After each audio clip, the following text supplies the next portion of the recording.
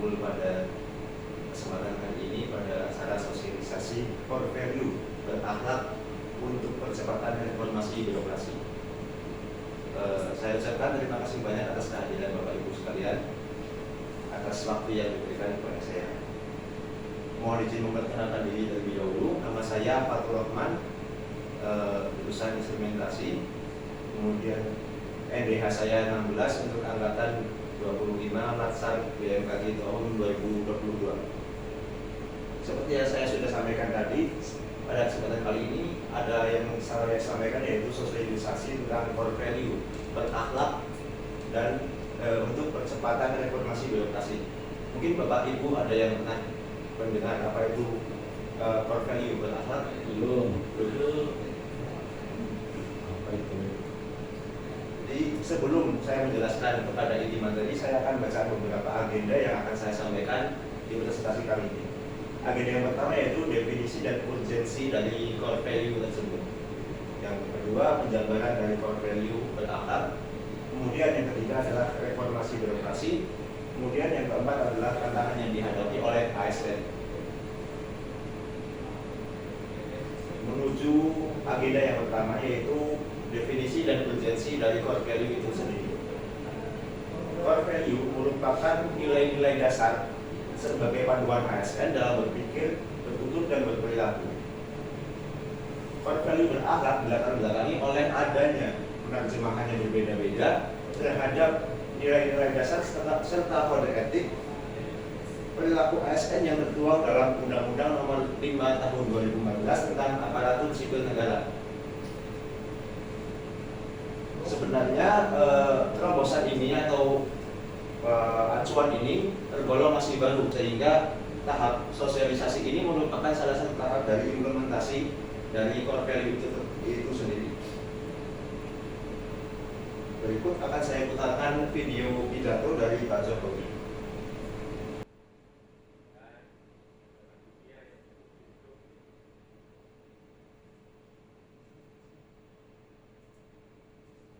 Dan di tengah dunia yang penuh disrupsi, peningkatan kapasitas dan kompetensi, serta kemampuan beradaptasi dengan perubahan menjadi mutlak bagi ASN. Sebab banyak sekali masalah yang tidak bisa dipecahkan oleh satu dinas, oleh satu daerah, oleh satu kementerian atau lembaga, maupun oleh satu keahlian dan satu disiplin ilmu.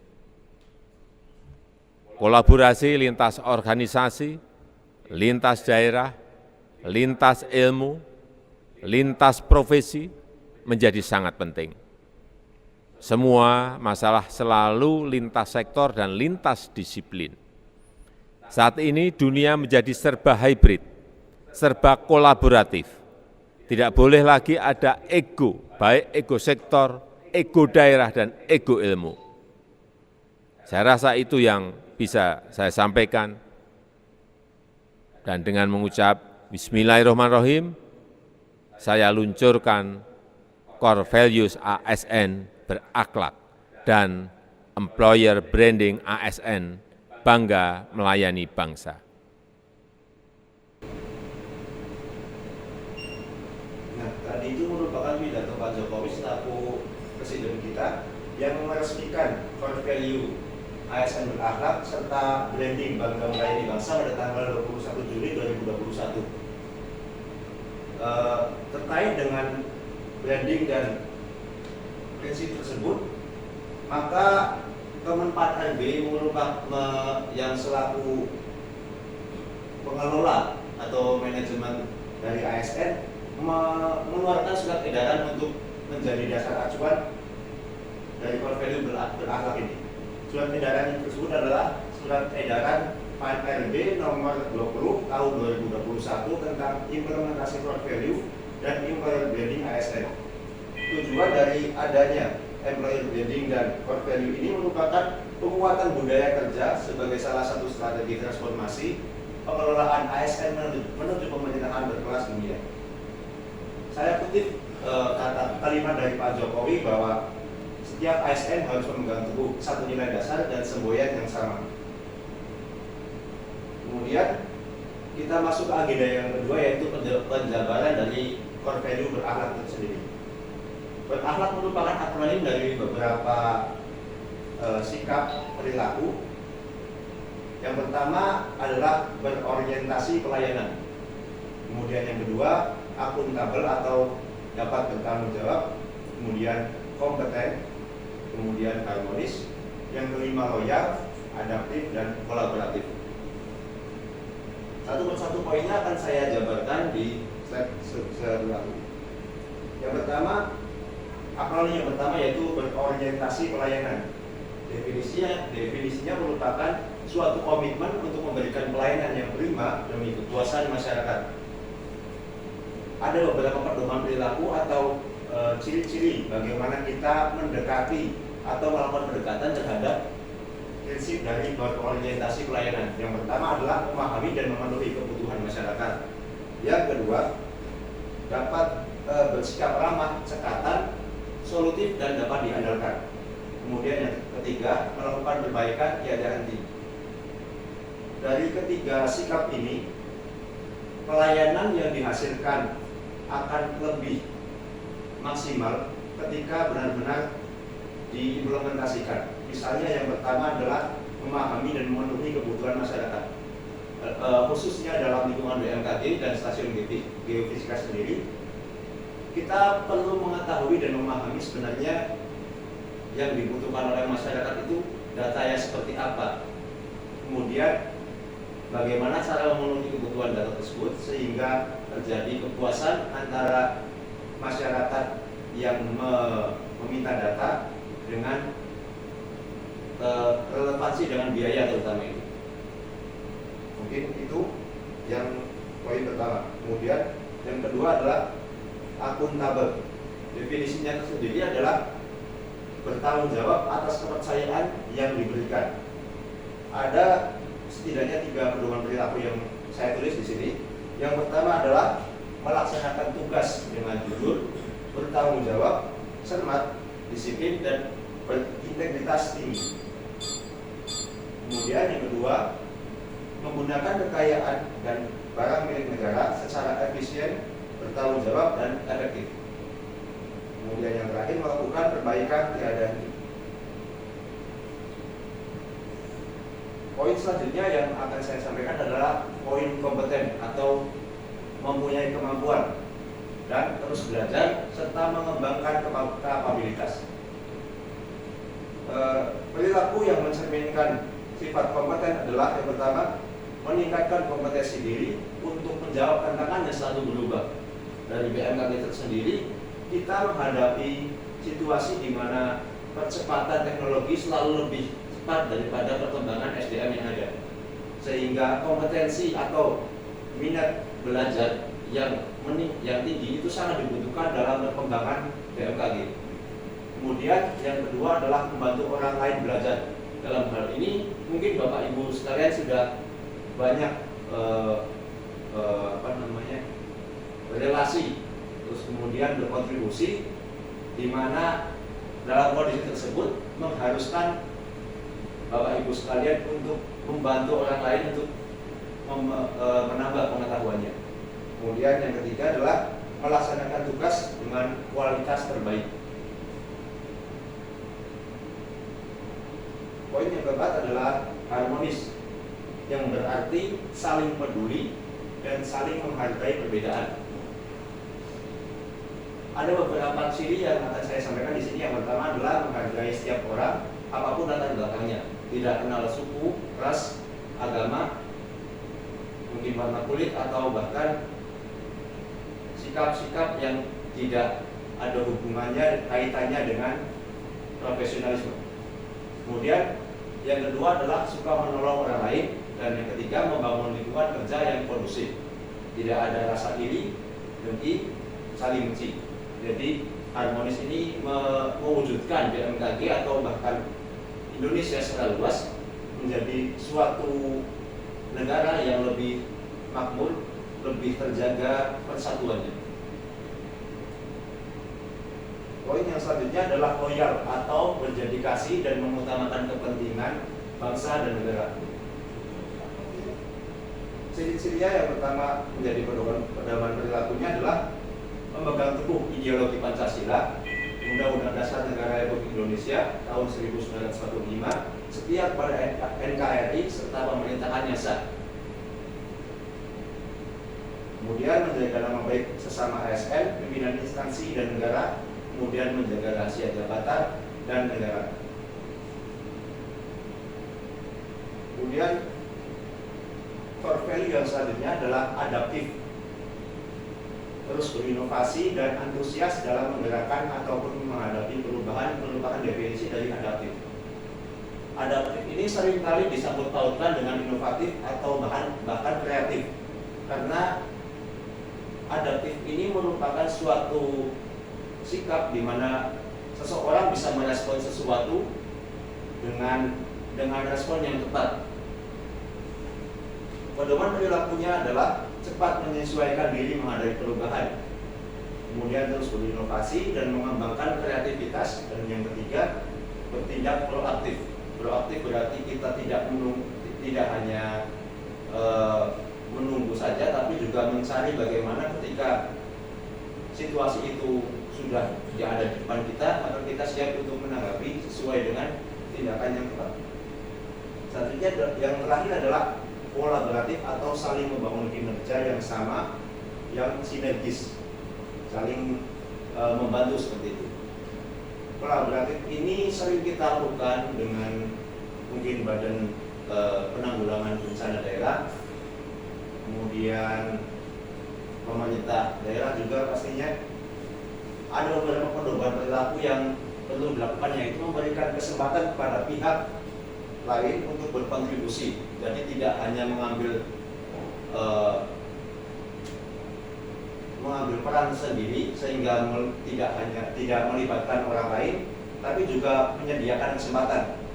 Kemudian terbuka dalam kerjasama untuk menghasilkan nilai tambah.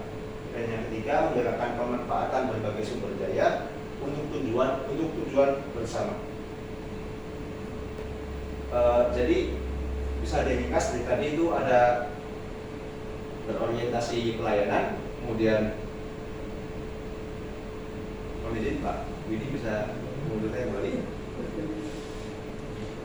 Hanya akuntabilitas, kemudian K-nya adalah kompeten, kemudian H-nya adalah harmonis, L-nya adalah loyal, A-nya yang kedua adalah adaptif, yang terakhir adalah kolaboratif. Kita bisa lanjut ke agenda yang berikutnya, yaitu tentang reformasi birokrasi. Tadi kita sudah menjabarkan bagaimana prinsip dan definisi dari core value. Kita akan menghubungkan dengan reformasi birokrasi pada nantinya. Namun kita perlu tahu reformasi birokrasi itu sendiri seperti apa dan apa sebenarnya yang dimaksud reformasi birokrasi. Reformasi tersendiri itu merupakan suatu pengembangan terhadap suatu sistem yang telah ada pada suatu masa. Kita sering memakainya pada pergantian masa pemerintah, yaitu waktu itu Pak B.J. Habibie naik jadi masa reformasi, di mana semua sistem yang ada benar-benar berubah, masyarakatnya berubah, kemudian pemerintahannya juga berubah. Nah, sebenarnya ada beberapa syarat, paling tidak 3, yang merupakan landasan akan terjadinya reformasi. Yang pertama itu adalah adanya penyimpangan-penyimpangan yang terjadi di masyarakat, sehingga masyarakat sendiri itu merasa tidak sesuai dengan moral dan nilai dasar yang mereka pegang.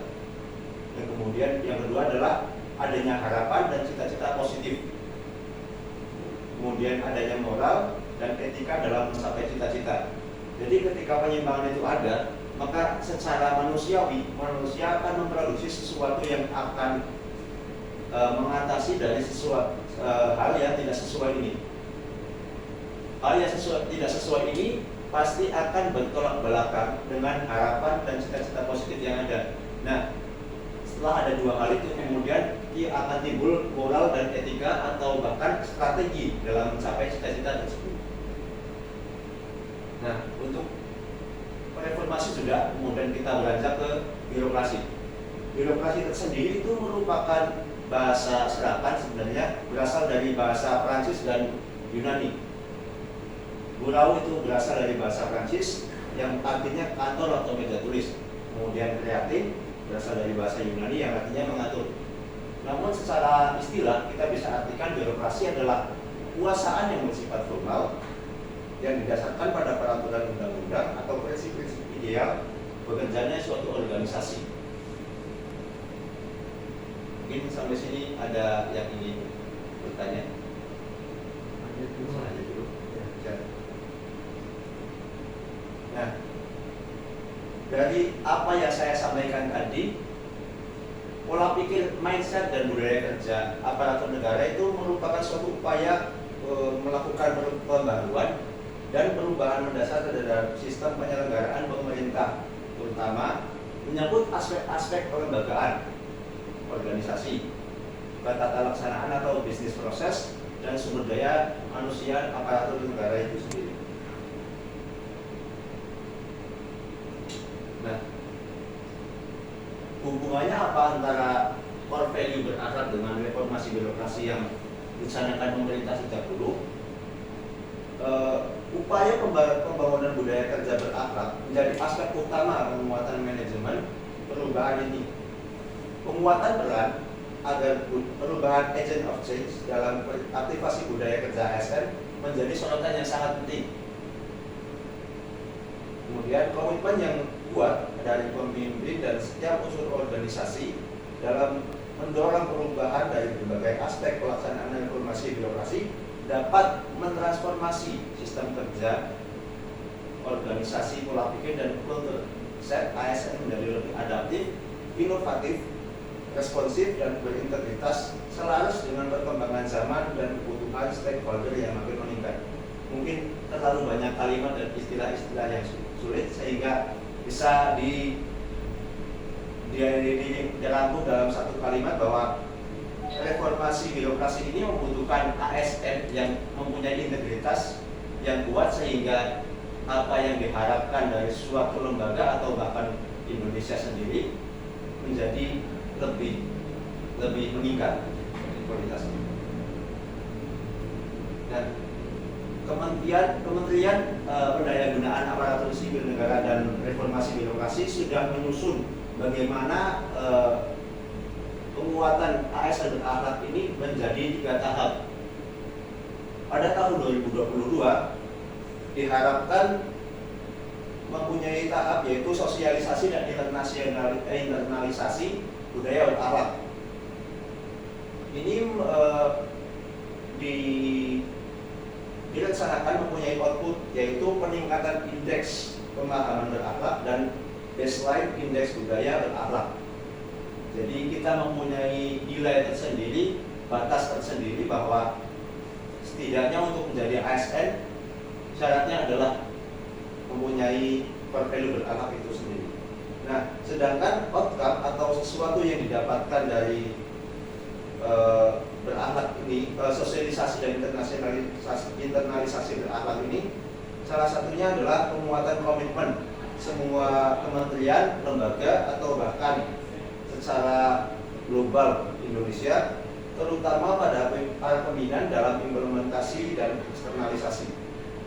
Kemudian yang dibutuhkan juga adalah kolaborasi lintas kementerian, lembaga sebagai tim penggerak budaya, misalnya kerjasama antara Kementerian Pendayagunaan PAN-RB dengan Badan Meteorologi dan Geofisika, kemudian BKN, kemudian misalnya yang mempunyai acara itu sendiri atau yang membantu acara latsar sendiri yaitu LAN, dan implementasinya roadmap serta rencana aksi budaya berakhlak.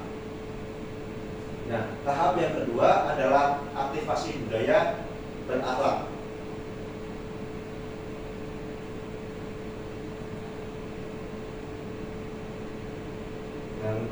Dan ketiga adalah penguatan budaya berakhlak yang akan diselenggarakan pada tahun 2024 nanti.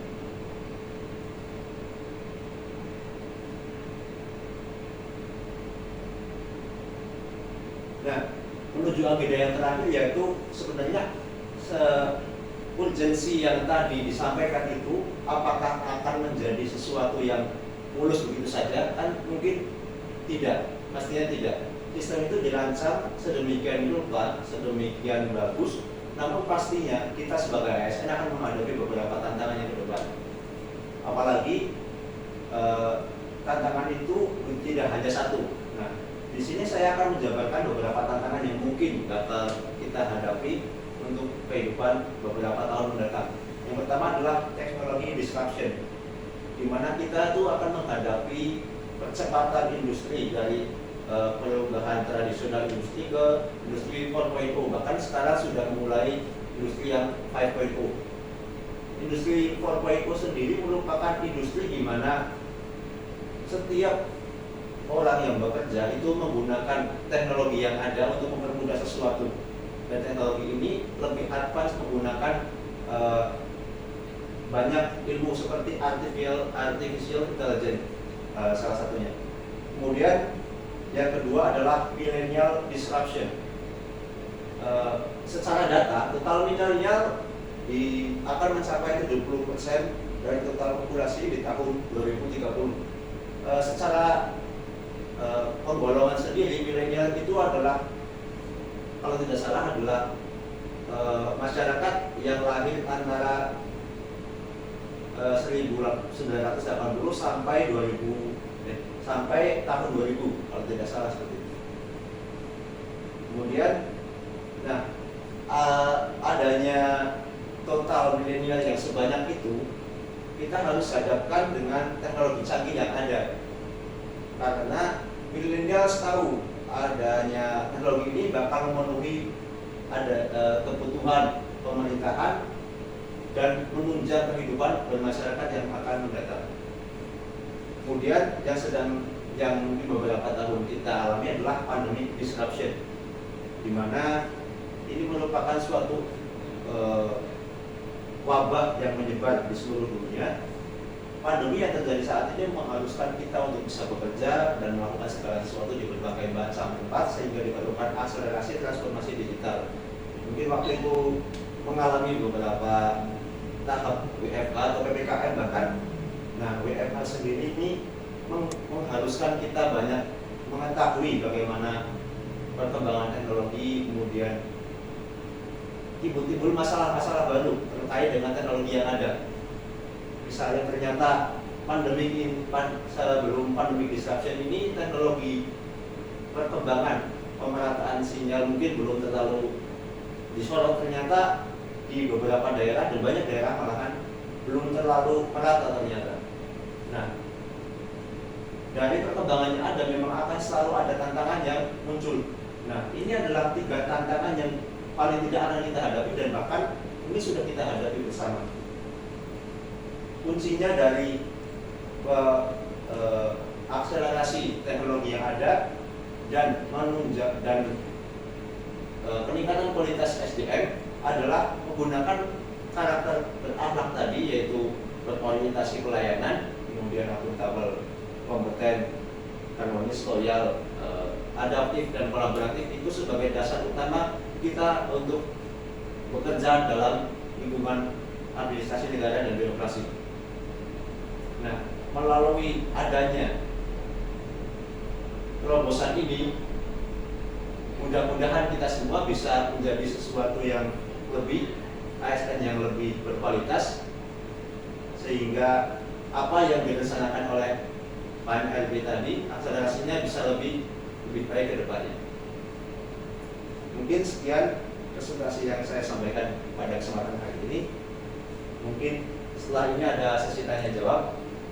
Ada masih tanya Mas, saya sangat susah menyebutkan judulnya tadi. Judulnya tadi apa ya?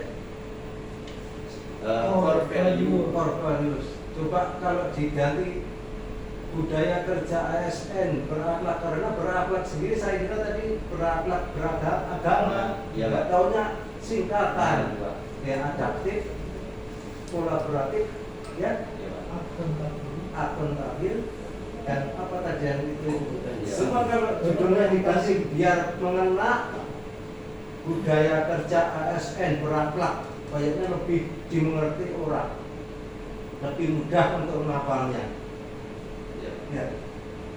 Coba barangkali Ya, kalau nah ya Pak Presiden aja saya kira menyebutnya kalau nggak baca nggak bisa. iya, mungkin itu suatu yang agak aneh ya. Kita bahasa Itu Indonesia aku rasa tidak kalau menggunakan bahasa Indonesia secara total gitu ya. kalau nggak baca pakai teks aku rasa menyebut judulnya, Ya. jadi aku rasa susah Mas Widi. Karena berakhlak sendiri itu tadi udah singkatan, adaptif, kolaboratif dan sebagainya. Lebih mudahnya budaya kerja ASN berakhlak, kayaknya lebih mengenal dan lebih mudah dipahami. Ya, Mas. Jadi untuk judul yang program tadi memang dicanangkan dari Pak RW sendiri kan, surat edarannya ada. Mungkin kalau dibahasakan ke bahasa Indonesia yang lebih gampang adalah nilai dasar berakhlak. Hanya saja berakhlak ini merupakan akronim. Kalau berakhlak secara sebelum akronim itu kan berarti kita bersikap yang baik-baik. Berakhlaknya baik ya, Ya. secara agama. Nah itu saja sudah baik, cuman kita membuat mungkin dari Pan RB-nya membuat sesuatu akronim yang kita tuh juga sudah familiar dengan itu, gitu Pak. Berarti lebih familiar ya. Ya. Monggo, barangkali ada yang bertanya. Ya kan makan betul. Cukup untuk Oke, Mas Iji coba. Pak masih ada. cukup. Nanti kita aplikasinya aja. Mungkin diskusi aja ya, mungkin karena waktunya masih agak ini. Oh, ini kan masih diskusi, ada belum sampai ke aplikasi. Ya, Belum kan? Belum. Sudah selesai semua Pak, ini sudah. Kita tunggu Jadi realisasinya. ya, kalau realisasi yang ini kan memang setiap ASN yang Latsar itu memang temanya sama Pak. Tapi kalau nanti yang aktualisasi memang beda sendiri. Jadi ini memang tugasnya Latsar. Nah, ini saya aja yang tanya Pak, karena kan berbagai pengalaman gitu.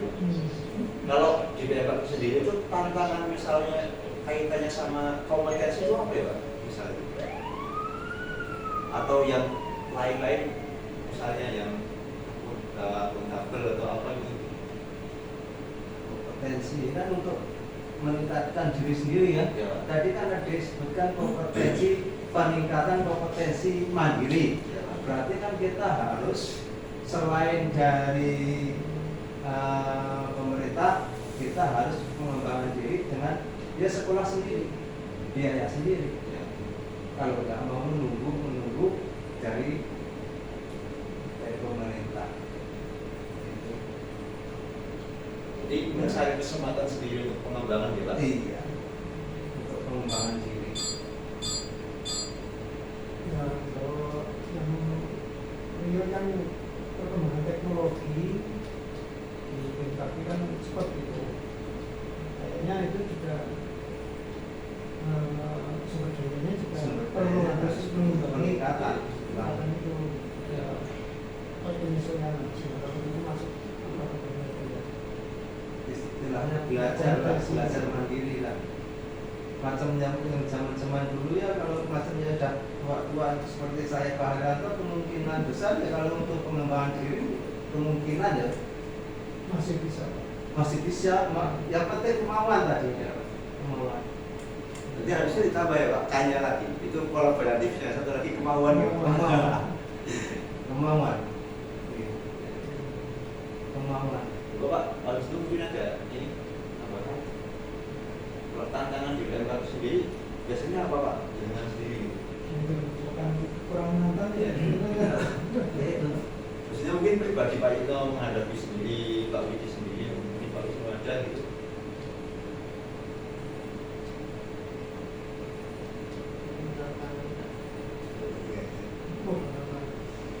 Itu lebih ke ini hasil birokrasi itu karena Iya. sempat menemukan masalah Oh. administrasi itu kan kayaknya terlalu banyak apa besar gitu kan. Tiap tahun harus ngirim berkas segala macam, ada dan pangkat ngirim berkas bersama gitu. yang sebenarnya ya Mobil otomatis gitu Iya, ya. sebenarnya kalau kenakan pangkat itu yang belum ada saja yang dikirim. Iya. Iya. Sebenarnya kalau SK, CPNS, Karpet, SKPNS itu sudah ada sebenarnya. Yang belum ada itu untuk penyelesaian gaji. Penyelesaian gaji itu berarti KGB terakhir. Terus sama daftar lewat pekerjaan itu kan berubah. Nah, itu saja sebenarnya, nggak usah dikirim lagi. Karena orang pusat itu nggak mau nyari data-data yang sudah ada. Coba kalau kalau dengan CPNS kan dari dulu ya itulah ada. PNS dari dulu ya itulah ada. Karpet dari dulu ya itulah ada. Ada ganti. Yang ganti itu penyesuaian gaji. Seandainya KGB. KGB kan itu KGB terakhir itu harus ada karena untuk penyesuaian yang akan datang penentuan SK yang akan dibikin acuannya kan dari KGB terakhir. Jadi sebenarnya kalau untuk kenaikan pangkat itu yang dikirim itu aja KGB terakhir, DP 2KP terakhir 2 tahun, sama daftar riwayat hidup, daftar riwayat pekerjaan ya, daftar riwayat pekerjaan sama daftar riwayat hidup itu kan berganti, itu kan ada gantian terusnya itu aja sama KGB. Kalau Seharusnya itu aja yang dilengkapi. tapi ternyata kalau dimintanya dari pusat sendiri itu tetap banyak dari PMK itu ya itu rentetan itu yang diminta semuanya suruh ngakuin semuanya. Itu sebagai bahan pertimbangan jenengan. Jadi itu tantangannya adalah mungkin kayak berbulan-bulan Menumpuk berkas. Kalau mungkin sistemnya kita hanya secara digital mungkin bakal lebih mungkin enak ya Pak. Lebih enak. Karena memang secara nggak harus Kita itu Mas kan bisa ngikutin yang BUMN. BUMN itu nggak ada yang mengusul-usul itu nggak ada. Otomatis dia kalau memang 2 tahun naik pangkat ya sudah naik pangkat tanpa harus ada tanpa harus yang bersangkutan. Iya. Kalau BUMN seperti itu. Jadi memang dari pusatnya sendiri, oh ini Pak Patur ini udah 2 tahun. Maka tapi ya itu kemungkinan pertimbangannya mungkin karena sekarang pakai upah fungsional.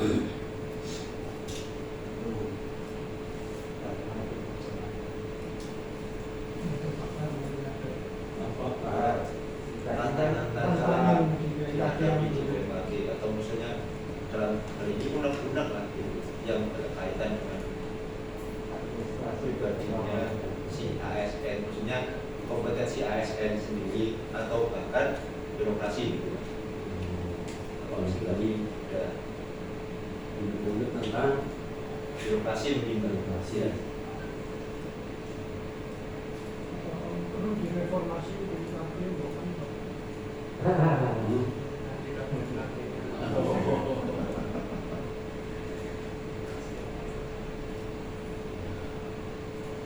Sebenarnya kalau pengalaman di daerah sama di kota itu aku rasa lebih ke pengalaman di daerah. Ya, terus terang aja. Bedanya apa aja ini? Kalau di daerah itu segala macamnya, coba kalau di kelas 3 semua pekerjaan semua pekerjaan bisa. Coba jenang ke pusat. Orang di pusat saya, iya. Orang di saya suruh mengerjakan itu saya nggak bisa. di kelas 1 aja kan udah dikapling-kapling, dapin sendiri, klub sendiri, itu sendiri. Kalau kita kan serabutan. Kalau di kelas 3 itu kemungkinan besar kalau kita ke pusat suruh kerjaan ya bisa. Lebih aman ketika dari daerah ke pusat ya Pak. Lebih aman. Lebih aman. Lebih aman.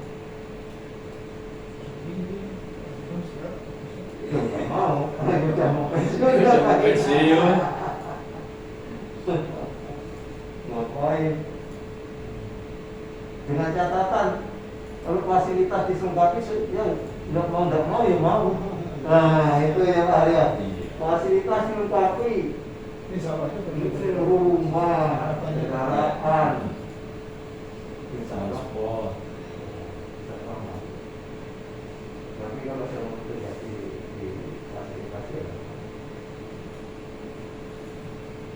kan punya ada permintaan juga, punya hak juga kan ya? itu kan sudah disediakan. Jadi ya.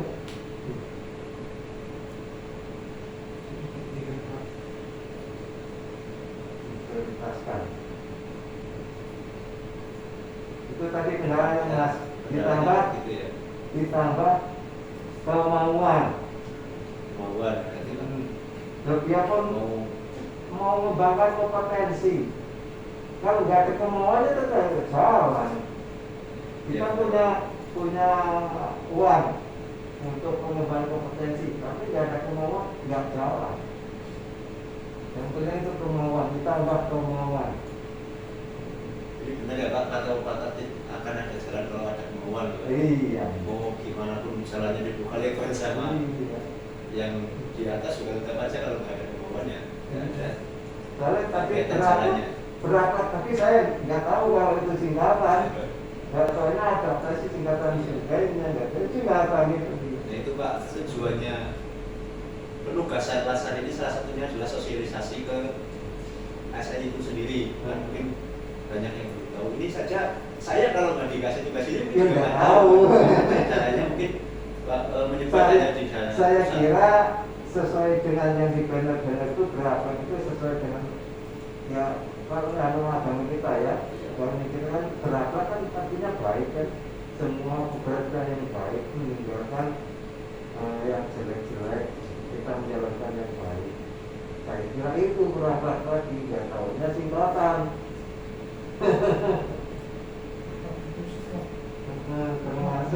termasuk pengembangan kompetensi. Pengembangan kompetensi itu tadi Mas, kalau seandainya tidak ada kemauan ya tetap tidak bisa.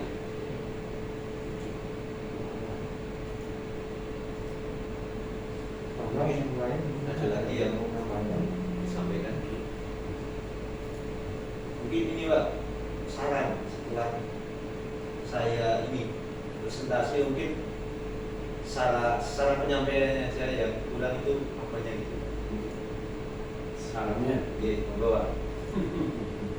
ya apa namanya ya sudah bagus, paparannya bagus, cuman ini kan masih di tahap teman ya, tapi ngomongnya masih terlalu gugup. Ya, gimana? Ya. Jadi cukup santai saja. Yang penting audiens itu lebih mudah memahami, lebih tidak ngantuk. Ya, jadi tugas komunikasi publik itu membawa audiens itu semangat. Bagaimana tekniknya audiens itu tidak ngantuk seperti saya. Itu yang kita dibawa oleh presenter.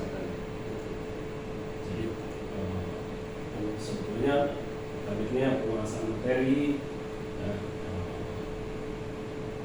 teknik berbicara, apa namanya,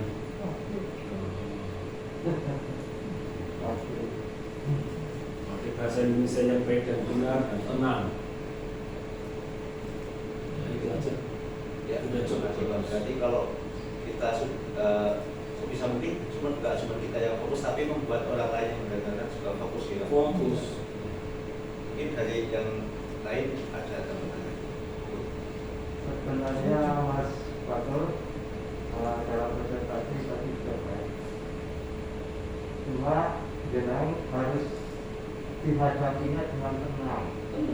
segala sesuatu itu kalau kita hadapi dengan tenang dan tidak panik, artinya cair antara audisian sama itu bisa cair. Jadi jenengan nggak usah terlalu panik, nggak usah terlalu gugup, nggak usah dihadapilah dengan tenang. Jadi segala sesuatu itu kalau dihadapi dengan tenang, insya Allah hasilnya bagus. Bagus hasilnya. Ya, apa saja. Intinya ketenangan Apa kita. saja. Yang Jadi penting bersama rombongan, ya, ketenangan. ketenangan. Baik, semoga. Jadi,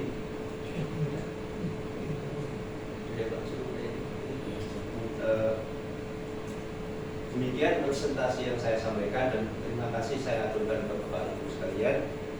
Mohon maaf sekali mungkin apa yang saya sampaikan kurang baik, kurang berkenan baik dari cara penyampaian atau apapun yang menjadi isi dalam presentasi saya.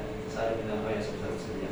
Wabillahi taufiq wal hidayah. Wassalamualaikum warahmatullahi wabarakatuh. Waalaikumsalam warahmatullahi wabarakatuh. Alhamdulillah. Silakan rampung, Mas. Selamat. Selamat. Selamat ya. Tinggal nunggu anunya.